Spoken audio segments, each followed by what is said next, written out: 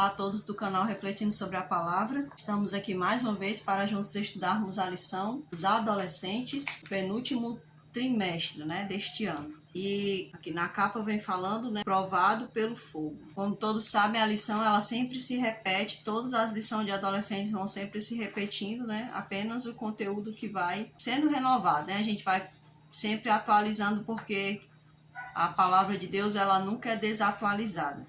E a lição dessa semana tem por título Entregando a Vida pela Fé.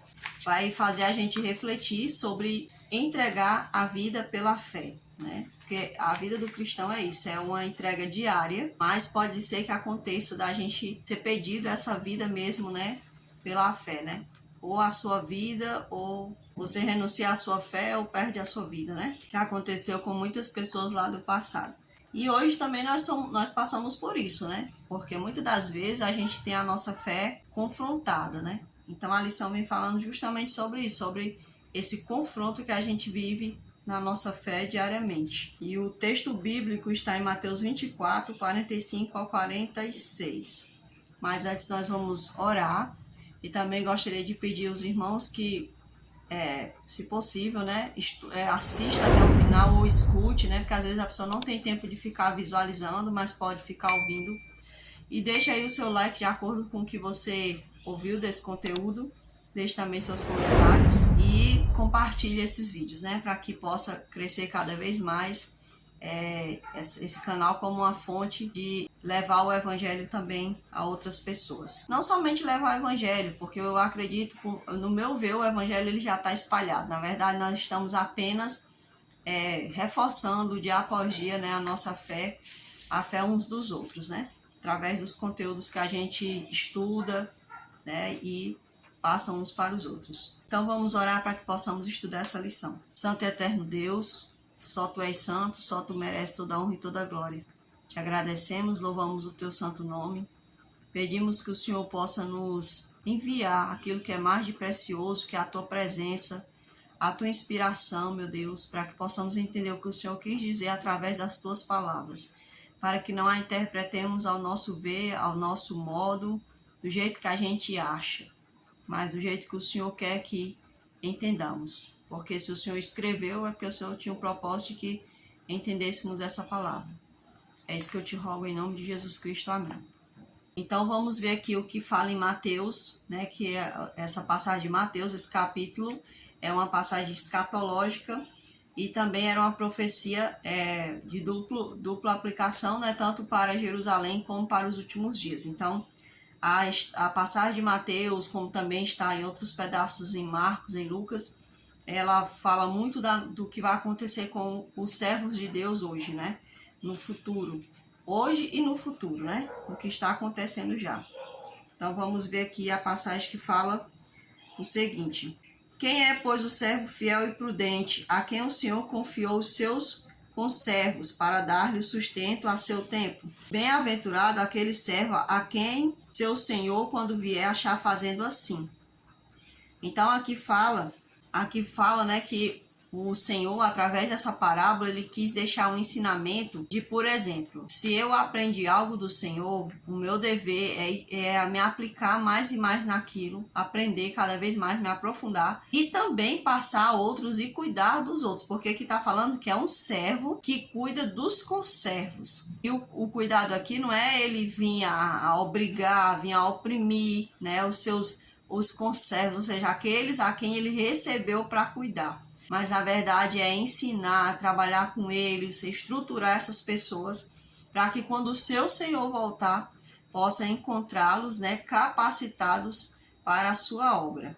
Então vamos ver aqui o que diz aqui a parte de sábado para nós. Os primeiros cristãos enfrentaram situações terríveis para se manterem firmes na fé. Já é difícil imaginar ter que passar por situações assim, que dirá estar disposto a resisti-las. No entanto, os primeiros cristãos encontraram coragem para enfrentar o pior. O relacionamento que mantinham com Deus era tão forte que preferiram ser martirizados a abandonar suas crenças. Então aqui a gente percebe que houve uma comunhão muito forte dessas pessoas com o seu Senhor. Houve uma interação, houve realmente, de fato, uma amizade, uma intimidade. Porque eles não quiseram se desligar do seu Senhor diante da morte. Como diz a palavra do Senhor. Aqui, para mim, é um ensinamento muito forte.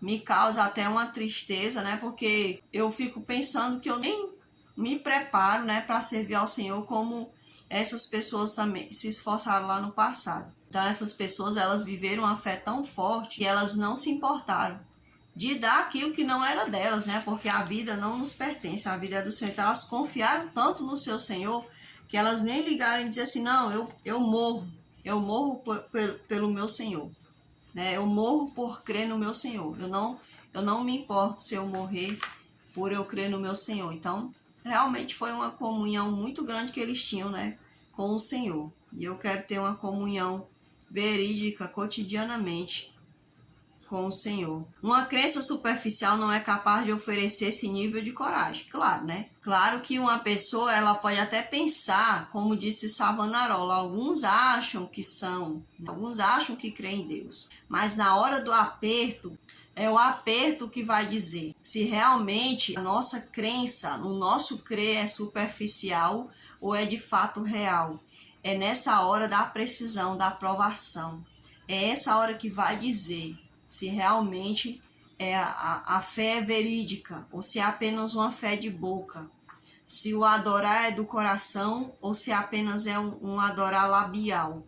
Então, é a prova que vai dizer. É por isso que Paulo diz para Timóteo que ele deve ser um obreiro aprovado. Ou seja, ele não deve ser apenas um aparente obreiro. Ele tem que a cada dia se entregar ao Senhor para ser um obreiro aprovado pelo seu Senhor. E na parte de domingo tem os nossos questionários. Fala assim, as passagens é Mateus 24, verso 3 ao 14, e depois do 30 ao 39. A maneira como Jesus conversou com os discípulos demonstra como era o relacionamento que ele mantinha com seus companheiros. Como eles desenvolveram esse tipo de comunicação? Ora, um bom relacionamento é desenvolvido dia após dia com íntima comunhão. Se uma pessoa está casada e ela vai quebrando dia após dia esse laço, essas conversas, a interação, o compartilhar das novidades, o compartilhar das chateações, se ela vai quebrando esse laço, então não vai havendo mais comunhão. Então não é diferente com o Senhor. Se eu não compartilho com o Senhor a minha vida, se eu não falo com Ele, se eu não oro, se eu não paro para escutar a voz dEle, então a minha comunhão com Ele vai quebrar dia após dia. Então não vai haver uma intimidade, né? Por isso que não há elo. É por isso que muitas das vezes as pessoas até acham que o outro é bitolado, só fala em Deus, tudo é Deus, tudo é Deus, tudo é igreja. Às vezes a pessoa, quando você fala sobre o Senhor, a pessoa às vezes liga isso a uma igreja, né? Tipo assim, parece que ele tá falando só das coisas da igreja. Igreja é você falar que foi lá na igreja, cantou junto com a igreja, né? Louvou, viu a pregação junto com a igreja, isso aí. Mas outros assuntos, né? Você tá sempre relacionando as coisas da vida dentro da palavra. Então, às vezes a pessoa até acha que você tá bitolado, né? Aqui diz assim, quão importantes eram essas informações nos dias de Jesus? Quão importantes elas são para nós hoje? Aqui no caso está falando sobre aquela parte que os discípulos, eles queriam saber sobre os acontecimentos finais, né? Então para eles era importante. Por quê? Porque o Senhor estava todo tempo dizendo que ele ia morrer, né? E aí eles ficaram, ele vai voltar logo, né? Então eles queriam saber, né? Então isso era importante para eles, saber sobre aquela destruição do templo, né? Sobre as coisas que tinham que acontecer. Então não deveria ser diferente para nós. A gente também deveria, como filhos de Deus que busca a palavra, a gente deveria estar também interessado em saber as coisas dos últimos tempos, dos últimos dias. Mas às vezes a gente acha, às vezes a gente parece ter tanto medo que a gente não quer tocar no assunto, e quando você vai falar, a pessoa diz, não, mas Jesus não vai voltar agora não. Mas tem uns que dizem até assim, ele não tem que voltar agora. Essa assim, que quando fala que a volta de Jesus vai ser uma coisa terrível, é para ser para a pessoa que não quer o Senhor, mas para aqueles que estão ali buscando, que é o que se pensa, né? Quando a pessoa está no caminho, então ele deveria estar buscando. Então essa pessoa querer barrar esse encontro, Então tem algo estranho na vida, na comunhão dessa pessoa com o Senhor. Porque ele poderia até barrar assim, Senhor, deixa eu me preparar mais, tenha misericórdia de mim, mas não. É porque às vezes o coração dele está tão no mundo que ele está tão apaixonado como a mulher de Ló que ele não consegue largar o mundo, então ele quer barrar até a volta do Senhor. Parece que o que o Senhor falou para ele não de fato não importa, ele não quer a volta do Senhor. Então, para os discípulos era importante e hoje para os que amam ao Senhor e que querem ver o Senhor, então isso também deveria ser importante. Aqui diz assim, que coisas hoje são parecidas com as dos dias de Noé? Bem, de acordo com a palavra do Senhor lá no livro de Gênesis, na época de Noé havia muita corrupção. Havia uma corrupção e um exagero na violência. Então não é diferente hoje. As pessoas elas estão tão corruptas que até aqueles que estão no caminho, eles são corruptíveis e corruptores, né? A corrupção, que foi algo muito falado, né, na geração antediluviana, é o que nós vemos hoje. A corrupção nos tempos de hoje é muito grande, muito forte. E a violência ela está de fato exagerada e as pessoas acham normal. Por exemplo, as pessoas acham que é normal tirar bebê, matar bebê, o assassinato de bebês. Isso parece ser normal, mas isso é uma violência contra a moral do Senhor, é uma violência contra o corpo da pessoa e é uma violência contra o bebê que está dentro do corpo daquela pessoa. Então é uma violência, mas não é normal. Hoje em dia as pessoas estão fazendo leis para que outros possam furtar, né, pequenos furtos. Então a violência está se tornando algo normal hoje em dia. Então não é uma característica, é como o Senhor disse, ora, se nós estamos a cada dia vendo mais nítido a época de Noé nos nossos dias, então isso quer dizer que nós estamos cada vez mais próximos do fim do fim, porque no fim nós já estamos, que a palavra do Senhor diz que quando o evangelho fosse pregado no mundo inteiro, então viria o fim. Então nós já estamos nesse fim, né? Então, mas nós já estamos quase chegando no finalzinho do fim, né? Que é os momentos finais, cruciais desse mundo. A gente vê que havia uma grande corrupção e grande violência. Que sentimento essa descrição do fim dos tempos desperta em você? Bem, eu não sei qual a resposta que você vai dar, o que você deu, mas a minha resposta é: a cada dia a minha vontade e o sentimento que eu tenho é de ver o meu Senhor voltar. Não por causa da violência, mas é porque quando você conhece uma pessoa que você só fala com ela através de cartas ou através de telefone, mas você tem aquela vontade de conhecer aquela pessoa pessoalmente, assim é o meu entendimento com o Senhor. Eu conheço o Senhor pela carta dele, escrita, que é a palavra. Eu conheço o Senhor pelas ligações, que é as orações. É pelo que ele fala na minha mente, mas eu quero ver ele pessoalmente. Quero estar com ele face a face. Então, eu não me contento só no que ele já me deu. Eu quero mais. E é isso que eu sei que ele quer de cada um de nós. Ele quer que a gente queira mais. Queira ver mais ele. Queira realmente conhecer ele de fato e verdade. Não se contente só com esse pouco de coisa que ele deixou para nós. Porque, embora pareça ser muito, mas ele não quer que a gente pense assim. Ele quer que a gente veja, esteja sempre desejando mais dele. Aqui na parte de segunda-feira vai falar assim para nós. Mateus 24, 45 ao 46, Jesus contou 6 ilustrações para mostrar aos discípulos a importância de vigiar e estar prontos. Essa foi a segunda delas, ou seja, falar sobre a questão do servo bom e fiel também faz parte de todo o contexto de Mateus 24.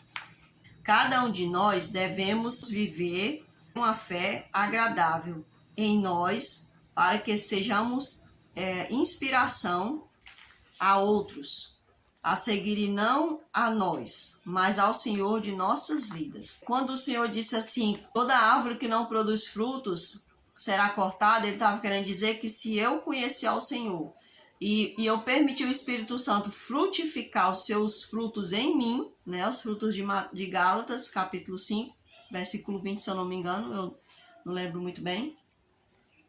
Mas se eu não permitir esses frutos serem frutificados em mim, eu vou ser cortado e ser lançado fora. Mas se eu permitir, como eu estava hoje, o meu esposo e eu estávamos conversando sobre esses frutos, se a gente permitir que os frutos hajam em nós, outras pessoas vão ver esses frutos E elas vão, a tendência delas é querer dizer, realmente houve uma mudança nessas pessoas. Quem está mudando elas? Então eles vão entender que é o Senhor. Uma pessoa que bebia, que vivia nas obras da carne, como diz Gálatas 5, essa pessoa vivia nas obras da carne, agora ela não vive mais nas obras da carne, ela não bebe, ela não vive mais em prostituição, na promiscuidade, ela não vive mais na feitiçaria, na inveja, então ela quer largar todas essas obras da carne para viver os frutos do Espírito Santo. Então essa pessoa que viu a pessoa assim, ela vai ver que houve uma diferença. Então ela também vai querer conhecer não a pessoa, ela vai querer conhecer quem está por trás da sua mudança, que é o Senhor, entende? Então existe essa diferença, né?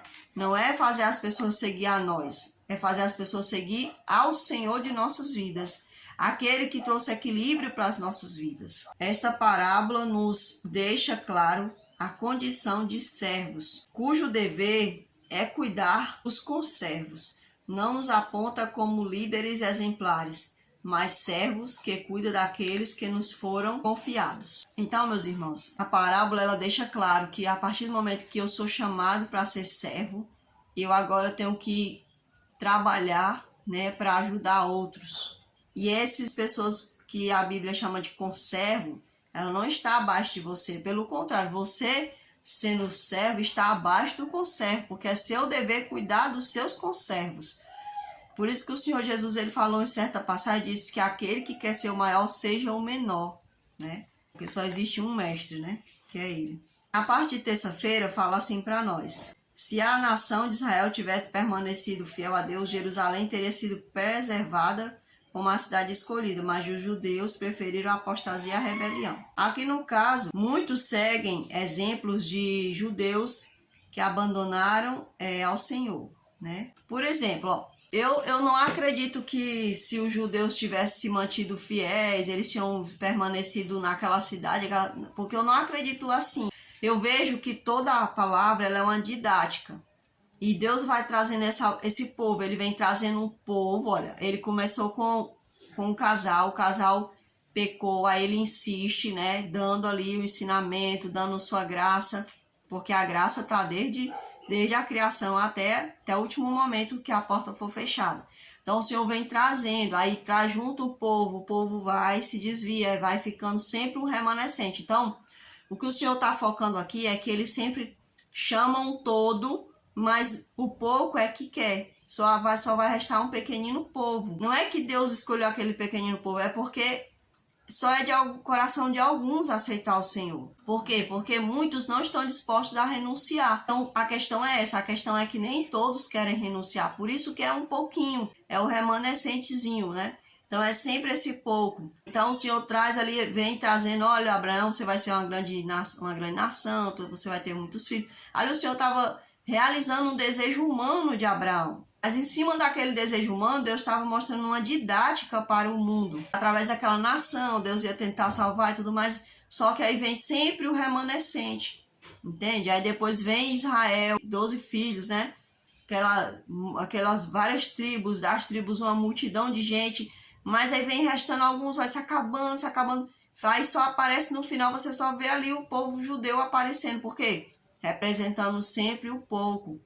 Porque Deus está querendo dizer que a salvação foi dada a muitos, mas nem todos quiseram.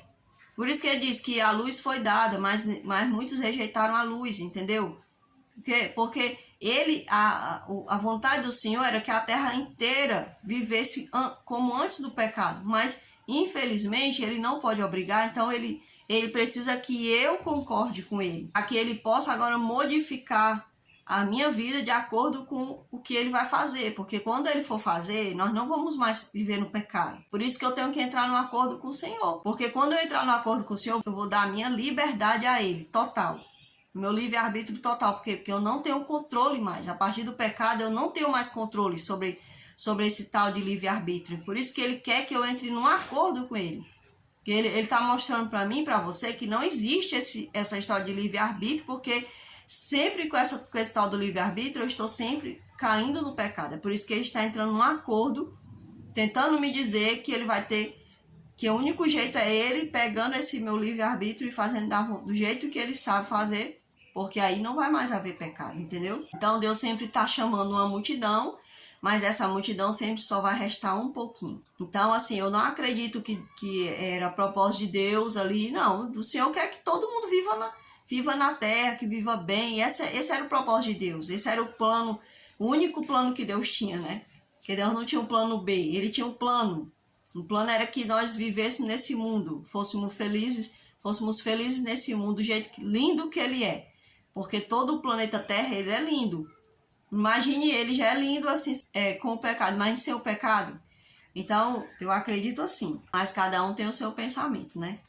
Na visão assim, a minha visão pode não estar correta, né? Mas essa é a minha visão em cima da didática de Deus. Deus enviou juízo sobre Israel porque nação rejeitou e crucificou o Messias. Aqui, né, irmãos, fala sobre que eles receberam, né, a graça de Deus, de receber o Messias junto com ele, mas eles não quiseram. Levaram até o Messias à crucificação, né? Pediram até que o sangue dele caísse sobre eles, né?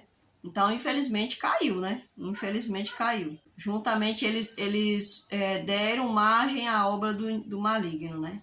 Nenhum cristão foi morto na destruição de Jerusalém. Aqui, de acordo com a história dos Hebreus, tem um livro chamado, acho que é a tradição dos Hebreus. Eu nem me lembro como que é o nome do livro, mas a gente vai pesquisar e vai botar aí para vocês. Esse livro conta sobre como aconteceu a destruição de Jerusalém, conforme o Senhor havia predito em Mateus 24. Pelo amor do Senhor, né? Se a pessoa não acredita no Senhor como Messias, deveria pelo menos acreditar, né, que ele era um profeta. Porque o que ele falou se concretizou, né? Quando Jerusalém foi destruída, e está se concretizando todas as coisas que o Senhor falou. Então, as pessoas não querem enxergar ele como Messias, mas pelo menos enxergasse ele como um profeta, já ia amenizando, né, um pouco. Então, o que acontece é que lá nessa história fala que muitos judeus se perderam. Por quê? Porque eles ficaram insistindo em permanecer naquela cidade. Quando o Senhor abriu o caminho para eles saírem, para eles abandonarem a cidade. Até porque o Senhor já havia falado, olha, quando vocês virem acontecendo isso, não voltem, né, fujam e tudo mais. O Senhor estava falando tudo isso para eles, mas eles não deram ouvido, né, porque o Messias não era nada para eles. Mas aqueles que seguiram ao Senhor, que aceitaram ao Senhor, confiaram na palavra dele e fugiram, e não aconteceu nada com eles. A parte da quarta-feira nós vamos para os nossos versos de impacto, que hoje eu vou ler os 3. Primeira passagem está em Salmos 50, verso 15. Então, Salmo 50, verso 15 fala assim para nós: Invoca-me no dia da angústia, e eu te livrarei, e tu me glorificarás. Então, o Senhor está garantindo aqui que se eu invocar Ele no dia da angústia, Ele vai me livrar, né? Ele vai me ouvir e vai me livrar. E eu vou glorificar Ele. E é verdade, irmãos. Quantas vezes a gente passou por angústias, passou por momentos difíceis, e a gente clamou a esse Deus, e Ele nos ouviu, nos livrou. Agora resta-nos saber se a gente deu a glória devida a Ele, né? Que a gente tem que aprender a dar a glória devida ao nosso Senhor. Vamos agora para a segunda passagem. A segunda passagem está no Salmo 116, versículo 15 também. Preciosa é aos olhos do Senhor a morte dos seus santos. Essa morte que a Bíblia se refere aqui é quando uma pessoa ela é martirizada. Então, essa morte ela é preciosa aos olhos do Senhor, ou seja, ela vai ficar separada das outras mortes. Por quê? Porque ela não vai ter a mesma finalidade que as outras mortes. Por exemplo, eu morri por um problema de saúde, eu morri por um atropelamento, qualquer outra coisa. A minha morte não vai ser igual à morte de um martirizado. Porque a morte de um martirizado, ela tem uma finalidade. A finalidade é de salvar. E as últimas mortes também, que a morte da tribulação, a Bíblia também fala que muitas pessoas vão morrer, né? Mas elas não vão mais passar pelo... O processo de martírio dela não é mais com a finalidade de salvar ninguém, porque a porta da graça já vai estar fechada. Mas a finalidade dela é apenas de glorificar de um tamanho modo a pessoa do Senhor. Por quê? Porque a pessoa vai ceder a sua vida por amor ao Senhor, não, mesmo diante da morte, né? Então vamos para a terceira parte, que está lá em Apocalipse, capítulo 2, versículo 10. Não temas as coisas que tens de sofrer. Eis que o diabo está para lançar em prisão alguns dentre vós, para ser dispostos à prova, e tereis tribulação de 10 dias. Então aqui é uma profecia, né, também, que fala que o diabo ele estava, era uma profecia em cima da igreja de Esmirna, né, que eles não deveriam temer diante da morte, porque o diabo ia sim levar muitos dele à morte mesmo, ou seja, ali eles iam sofrer martírio, e esse martírio deles ia servir como semente, né, porque quando viam essas pessoas morrendo, elas iam, pessoas iam se entregando cada vez mais ao Senhor. Então, era uma morte de martírio para a glorificação do nome do Senhor, para a salvação de muitos. Então, eu gostei muito de ler esses versos de impacto, né? Porque deu para dar uma resumida bem rápida. A parte de quinta-feira fala assim para nós: muitos que são fracos na fé estão prontos para perder a confiança em Deus, porque Ele permite que os maus prosperem, ao passo que os melhores e mais puros são atormentados por seu poder cruel. Como aquele que é justo, misericordioso e infinito em poder, tolera tamanha injustiça. Então, muitas pessoas que hoje se dizem ser filhos de Deus, se declaram crentes, se declaram cristãos, se declaram evangélicos, protestantes, né? Muitos deles, quando eles passarem pelo momento difícil, quando apertar um pouquinho, essas pessoas elas não vão resistir. Por que elas não vão resistir? Porque a fé dela não é verdadeira. É apenas uma fezinha fraca. É que nem aquele homem que construiu a casa sobre a areia. Então essas pessoas elas vão começar a questionar Deus, né? Como é que Deus permite tanta injustiça, né? Então elas, ao invés de elas entenderem o que elas estão passando, elas vão agora se verem injustiçadas, né? Então elas vão agora entrar em questionamento contra o Senhor e não vão aceitar a obra do Senhor na vida delas. Deus nos deixou evidência suficiente de seu amor. Não devemos duvidar de sua bondade por sermos incapazes de entender suas obras. Aqueles que são chamados a suportar torturas e martírios estão apenas seguindo os passos do amado Filho de Deus.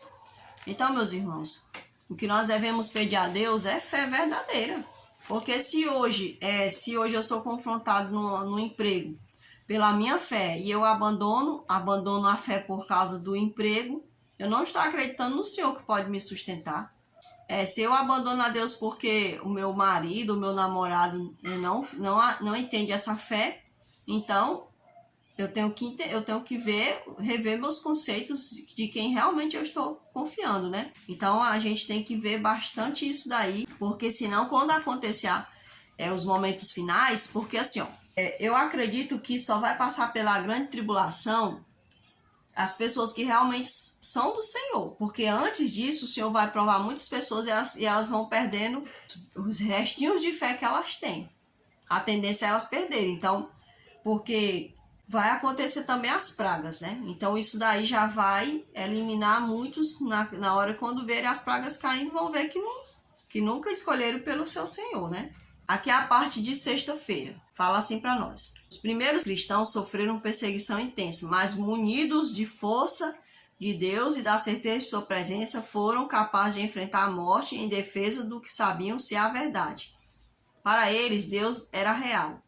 Então, assim, eu acredito que só vai aguentar aquele que tem uma vida real com Deus. Se for uma vida de aparência, ele não vai aguentar. E a tendência dele é ceder a cada coisa que o inimigo oferece a ele.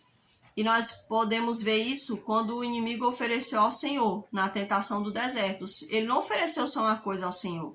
Ele ofereceu várias coisas. Ele ia abrindo até a palavra, né? Usando até a palavra. Não vai ser diferente conosco. Ele não vai confrontar a gente de uma vez. Não, ele vai confrontar aos poucos. Ele vai levando a gente a ceder aos poucos, entende? Então, se eu cedo hoje e amanhã eu não vigio, eu posso ceder de novo e assim, eu vou cedendo até o final. Mas pode ser que hoje eu ceda, mas amanhã eu desperte. Não, ainda eu fiz besteira, eu não vou mais ceder daqui em diante. Eu vou pedir fé a Deus, força, né? E vou continuar querendo andar com o meu Senhor. Agora vai ter os que não vão vigiar e vão pelo lado mais fácil, pela porta mais larga, né? Mais larga, como diz. Quão real você deseja que Deus seja em sua vida? Lembre-se, Ele não mudou.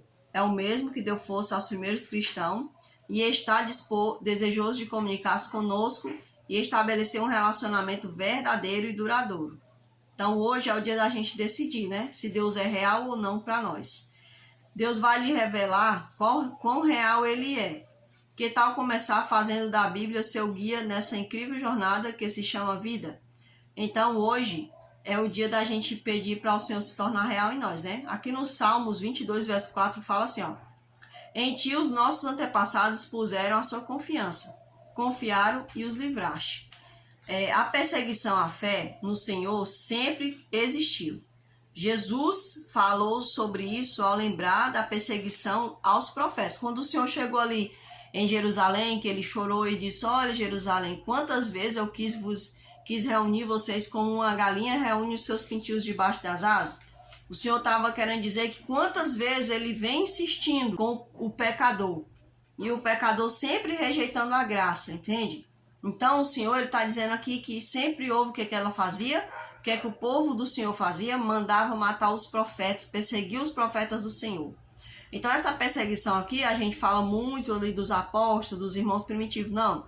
A perseguição ela já vem de antes, de muito antes. O próprio Abel, ele foi o perseguido. Por quê? Porque o Caim, ele leva a oferta, mas as pessoas dizem que o Senhor, ele rejeitou a oferta do Caim porque era a oferta de frutas e verduras. Não, não, irmãos, existia também a oferta de frutas e verduras. É porque o Abel, ele procurou fazer do jeito que Deus queria. A Bíblia diz que ele escolheu a melhor parte do que era dele. Ele era cuidador de animais. E o Caim, ele era o agricultor, né? Cuidava ali das plantinhas. Ele não levou a melhor parte. Ele levou de qualquer jeito, entendeu? Então, a diferença é como você vai vivenciar o seu amor com o Senhor, a sua convivência, o seu relacionamento. O sacrifício dele foi de qualquer jeito. Foi como o sacrifício de Nadab e Abiú. Nadab e Abiú, eles não foram mortos porque estavam bêbados, como as pessoas dizem. É porque eles nem ligaram. Quando o Senhor estava falando ali, eles nem deram atenção quando foi ter a orientação. Então eles entraram de qualquer jeito, eles entraram na hora errada, quando não era para eles entrar no lugar santíssimo. Eles não seguiram as orientações. Como é que eu vou adorar o Senhor se eu não sei nem como é que ele pede para ser adorado, né? Então eu tenho que fazer as coisas conforme ele quer. Perguntar as coisas a ele, a roupa, a música, com quem eu devo me relacionar. Ele é meu amigo, ele sabe o melhor para mim. Então não é de qualquer jeito, né? Então o que acontece é que o Caim, ele viu que o Abel tinha feito direito. Por quê? Porque Abel teve um relacionamento com o Senhor. Ele disse, o Senhor é meu melhor amigo, eu vou dar a melhor parte para o meu Senhor. E o Caim não, vou levar isso aqui. É um sacrifício mesmo. É das frutas mesmo e das verduras, é o meu dízimo da terra. Se lembra? Que era dado o dízimo da terra e o dízimo dos animais. Então, Caim não estava fazendo errado, levando o dízimo dos frutos da terra. Ele estava fazendo de maneira errada. Ele não ofereceu o melhor para Deus. Ele foi lá e matou o Abel, por quê? Porque o Abel queria servir a Deus do jeito que era para servir. E como ele não conseguia servir, ele ficou com raiva. Que é o que acontece muito hoje em dia. As pessoas, elas ficam com raiva do cristão, fica com raiva daquele que quer seguir ao Senhor. Por quê? Porque ele quer seguir direito. Ele não quer ouvir uma música profana, ele não quer assistir um filme profano, ele não quer assistir novela profana. Aí fica chateado, fica com a cara emburrada para você, chama você de doido, chama você de idiota, você é um abestado. Então o que é que acontece? Acaba te martirizando. Não com morte que nem fez com Caim, com Abel, mas às vezes com palavras, com atitudes, porque não aceita você seguir ao Senhor do jeito que é para seguir. Não quer renunciar, né? Então fica com raiva do outro que renuncia. Então o que acontece é isso. Então a perseguição contra os servos de Deus, ela não veio só na época dos apóstolos, ela vem de antes. Aquele profeta lá que morreu, se eu não me engano, foi Zacarias, que o pai dele, que era sacerdote, foi lá, criou, né, o rei, esqueci o nome do rei, acho que foi Joás, criou esse rei. E aí, quando ele foi fazer a coisa errada lá no futuro, que o profeta chegou para ele, o filho do homem que tinha criado ele, né? Tinha tido toda a consideração por ele, que ele chegou para repreender, ele não gostou, matou o profeta. Então, o que acontece é isso. O martírio de pessoas, a perseguição, ela já vem antes. E vai acontecer até os últimos momentos, né? Infelizmente. Então, hoje eu gostaria de pedir, né, a todos, Se você é criança, se você é adolescente, se você é jovem, se você é adulto, procure seguir ao Senhor com a inteireza de coração, como era Jó. Porque Jó, ele seguiu ao Senhor com inteireza de coração, não era por parte. Ah, eu vou seguir assim e ali, não. Não, ele era inteiro, ele era um homem integralmente do Senhor. Por isso, ele despertou a ira do inimigo. Então, eu digo para você, se você quiser ter intimidade com o Senhor, quiser ter amizade com o Senhor, você vai despertar a ira do maligno. Mas você vai ter do seu lado o maior de todos os tesouros, o melhor de todos os amigos. Aquele que quando você está depressivo, ele vai te ouvir, você vai sentir ele. Eu digo isso porque eu sei. Quando você estiver passando por fome, você vai ter um amigo que vai te consolar, vai te ajudar e ele vai te provar que nem só de pão viverá o homem, né? Esse é o amigo Senhor. É aquele amigo que quando você for traído pela namorada, pelo namorado, pela esposa, pelo esposo, pelo amigo, né? Ele vai ser o teu amigo, ele não vai te trair. Ele nunca trai a gente. Quem trai ele somos nós, muitas das vezes, com as nossas atitudes, nossas palavras, né? Nossos pensamentos. Nós traímos o Senhor, mas mesmo assim, ele ainda quer, a gente ainda está disposto a nos ouvir. Você não perde nada servindo ao Senhor, você não perde nada. Quem perde somos nós quando a gente abandona esse Senhor. Nós é que perdemos. Torture-nos, atormente-nos, condene-nos, esmague-nos. Sua crueldade só prova a nossa inocência. Por isso Deus permitiu que sofrêssemos tudo isso. Nós somos multiplicados em qualquer parte onde sejamos exterminados por vocês. O sangue dos cristãos é semente. Essa mesma obstinação com que vocês nos insultam é sua própria professora. Quem observa e não fica estimulado a indagar sobre o que de fato é verdade, quem ao indagar não se junta a nós e ao se juntar a nós não deseja sofrer e tomar posse da completa graça de Deus. Essas palavras foram faladas por Tertuliano e provavelmente foi uma das pessoas que sofreram ali perseguições ali no passado. Então, meus irmãos, era isso que acontecia. Muitas pessoas ficavam pensando, por que esses homens e essas mulheres e essas crianças estão sendo queimados na fogueira? Alguma coisa estranha. Então, quando eles iam atrás, eles estavam sofrendo por isso, porque estavam seguindo uma pessoa, mas eles não eram ensinados a matar nem a roubar, e isso era o que as lideranças estavam dizendo que era errado? Não, pois eu quero seguir também a esse Senhor. E esses homens foram corajosos, essas mulheres, essas crianças, porque muitas crianças morriam também. Muitas crianças eram dadas para leões. Isso é uma coisa muito forte. E aqui diz que essas pessoas, elas morriam e o sangue delas era como semente, frutificava. E eu sou fruto dessa semente. Você também é, se você estiver aí ouvindo e acreditando no Senhor. E aqui a gente também vê a história daquele homem lá, né? Não sei se era o advogado de Cristo, não sei se era esse o nome. Não sei se era defensor de Cristo, que é um ateu que vai tentar derrubar a fé da mulher dele, porque a mulher dele era ateia, juntamente com ele, os dois eram ateus, e queriam que a criança também fosse ateia, né? Que a filhinha deles fossem. Mas aí a mulher dele aceitou ao Senhor, né? Através, conhecendo o Senhor, né? Através de uma colega, conheceu o Senhor. E ali ele ficou insultado e foi perseguir a fé da mulher dele, mas foi se deparando com o maior de todos os amigos da vida dele, que foi o Senhor Jesus. Não conseguiu resistir ao amigo Jesus, né? E se entregou a esse amigo. Você já teve a impressão de que o mundo está mais perto da paz do que da perseguição? Veja o que esse texto diz sobre parecer que a perseguição está adormecida. O único motivo é que a igreja se conformou ao padrão do mundo e por isso não desperta oposição. Ou seja, se vivemos tão semelhante ao mundo, por que o mundo nos perseguiria? Às vezes a gente não vê perseguição. Por exemplo, no Brasil, não existe tanta perseguição aos cristãos. Por quê? Porque muitos cristãos estão vivendo como o mundo. Estão fazendo as mesmas coisas que as pessoas do mundo fazem. Então não há uma oposição. E o evangelho, ele se opõe ao mundo. A palavra do Senhor diz que não vos conformeis com este século, mas transformai-vos. A medida que nós temos que ficar é a medida da mente do Senhor. Então, se a pessoa bebe, se a pessoa vai à festa, a pessoa vive na promiscuidade da fornicação, isso tudo é viver aparente com o mundo. Se ela adultera, né? Se ela vive ali roubando a empresa, dentro de uma empresa ou qualquer outro meio, Então ela está se deparando, está se comparando ao mundo, então o mundo vai perseguir ela. Ela está vendo do mesmo jeito. É por isso que nós não sofremos perseguição muitas vezes, mas existe outros que sofrem perseguição, porque não aceita as coisas e não quer participar das coisas desse mundo. Então, é por isso que hoje em dia, o ser humano, eu até ouvi uma vez o pastor falando, um historiador, né? Falando que muitas pessoas do Oriente não gostam, né? Até mesmo as pessoas que são muçulmanas, eles não gostam quando os missionários vão lá, né? Evangelizar. Por quê? Porque as filhas deles estão lá vivendo bem vestidinha e quando os missionários chegam lá, eles querem que as filhas deles passem a viver nuas, exibindo o corpo como são as filhas dos missionários, né? Ou seja, eles, tipo como se eles estivessem desviando, né, as filhas deles do bom caminho, né? E realmente é isso mesmo. Que às vezes a gente vê uma pessoa que vive no mundo, que vive no caminho do Senhor, muitas vezes as roupas delas é tão semelhante com as pessoas da roupa do mundo, uma roupa tão super nua, né? Super nua, mostrando a nudez, né? Do jeito como a Bíblia fala que não é para mostrar. Né? Então essa pessoa ela se assemelha àquelas pessoas que quer exibir o corpo. Então qual a diferença que está tendo de uma pessoa para outra?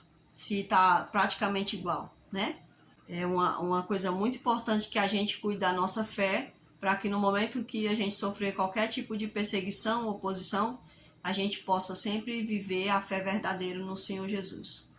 Bem, eu espero que possamos crescer através da leitura dessa palavra, né? Que possamos nos encontrar cada vez mais com o Senhor, pedir ao Senhor entendimento, sabedoria, pedir a Ele graça, né? Para que possamos ser cristãos verdadeiros, filhos verdadeiros, como digo assim, como o exemplo de Eliseu, né? Quando ele passou e aquele casal disse, olha, ali vai um verdadeiro filho de Deus, né? Um verdadeiro homem de Deus. Então que as pessoas ao olharem para nós, possam ver em nós verdadeiros homens e mulheres de Deus. Então é com muito prazer que eu tiro esse tempo para passar essa lição, agradeço a Deus a rica oportunidade que Ele está me dando hoje, de estar aqui passando essa lição para os irmãos, para os meus amigos. Agradeço muito aquelas pessoas que comentam, né, como o irmão Leonardo, que comenta sobre essa lição e que realmente a gente percebe que tira algum tipo de proveito desse conteúdo. Então agradeço muito a Deus por isso, por ele e por outros mais. Vamos orar e agradecer ao Senhor por essa rica oportunidade. Nosso Deus, nosso Pai, sabemos que um dia, Senhor, poderemos ser provados como fogo, Senhor. Então, que assim como o ouro verdadeiro que passa pelo fogo e é aprovado, que nós também possamos, meu Deus, através das provas, ser aprovados pelo Senhor. Que as provas não venham, meu Deus, a ser meios de entregar a nossa fé para o mundo, mas que nós possamos nos entregar ao Senhor cada dia. Nos perdoa, nos enche da Tua graça, desenvolve em nós a fé verdadeira e faça de nós, meu Deus, pessoas que Te contemplam a ponto de sermos transformados. Em Teu nome agradecemos por essa rica oportunidade. Amém. Fiquem todos com Deus e que a graça do Senhor possa estar sobre cada um de nós e até a próxima lição, se assim o Senhor permitir e não tiver voltado, né? Amém.